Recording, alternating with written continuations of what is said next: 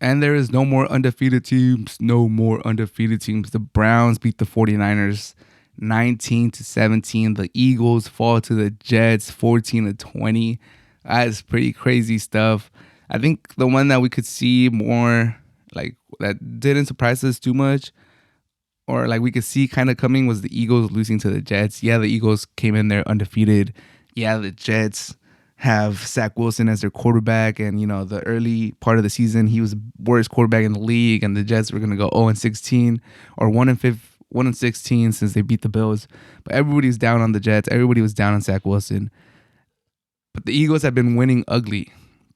So this might be a good thing for the Eagles, actually, especially because their schedule gets ugly. Their schedule gets tough. They got like the Cowboys twice. I think they got the Chargers in there. They got the 49ers. They got the Seahawks, I believe. They got a tough schedule coming up. So this might be the wake-up call that they needed right before that tough part of the schedule. They got the Dolphins.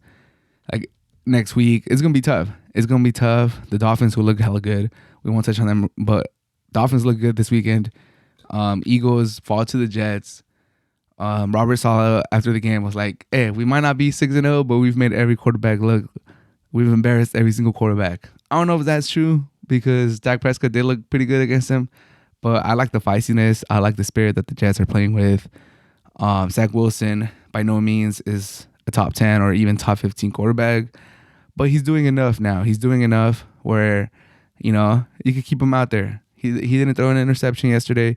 He didn't throw a touchdown, but he looked all right. He's doing just enough. He's making just enough throws where he's keeping the Jets around. And with that defense, dude, as long as you don't make those turnovers, as long as you don't give the offense like good field position, as long as you just don't demoralize your defense, keep them high spirited, keep them focused the whole game, they'll come through for you. That defense is legit. That defense is legit. The offense never looked too amazing, but they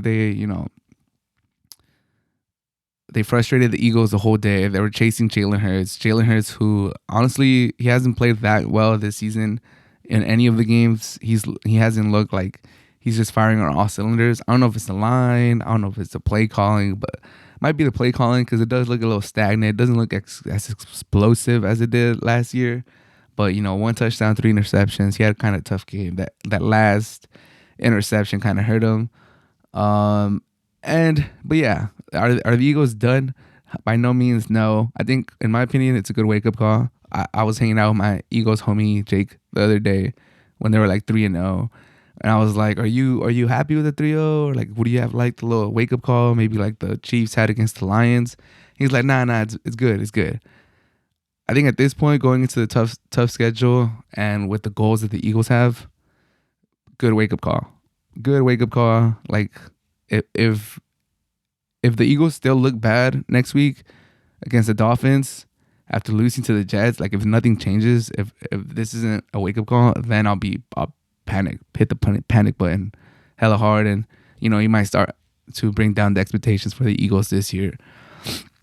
But yeah. Shout out to the Jets. They're going into their bye week at 3-3, 500. Like, that's crazy. Is Aaron Rodgers going to come back this year? Is he going to break modern medicine and everything we think of modern medicine? Like, he might. He's already off the boot throwing the football. Like, we'll see. But the New York Jets, I think people are actually rooting for the Jets. Like, just if you're a free agent fan or if you're neutral, I think a lot of people are falling on the Jets bandwagon. And, a great win for the Jets.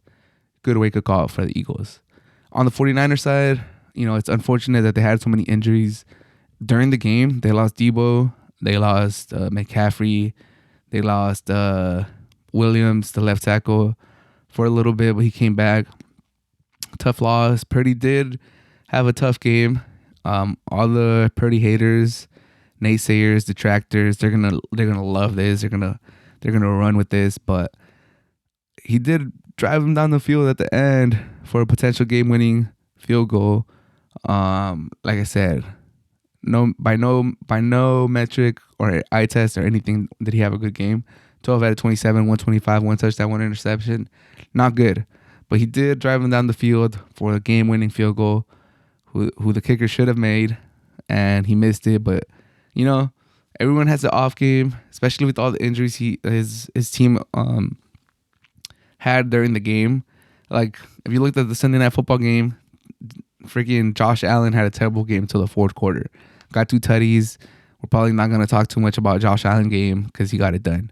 If Brock Purdy's kicker Moody hits that game-winning field goal, we just chop it up to the game and move on. So I think Brock Purdy's gonna be all right. I think the 49ers are gonna be all right. But the Cleveland Browns, good defense, man. Good defense. 3-2. Deshaun Watson, I think he's missed 2 games now. If he comes back and gets any type of rhythm, they could be contenders in the NFC North. Like, don't count out the Cleveland Browns. That defense is legit. They might have the best defense in the league. Next to the 49ers, the Browns might have the best defense in the league. They're legit. They're for reals. They're tough. But yeah, no more undefeated teams in the NFL. I think the Dolphins team posted a picture about them getting together and being like, yup, we're the only team that's still undefeated in NFL history. So shout out to them. Shout out to those old timers who still get together. That's goals right there. That's goals.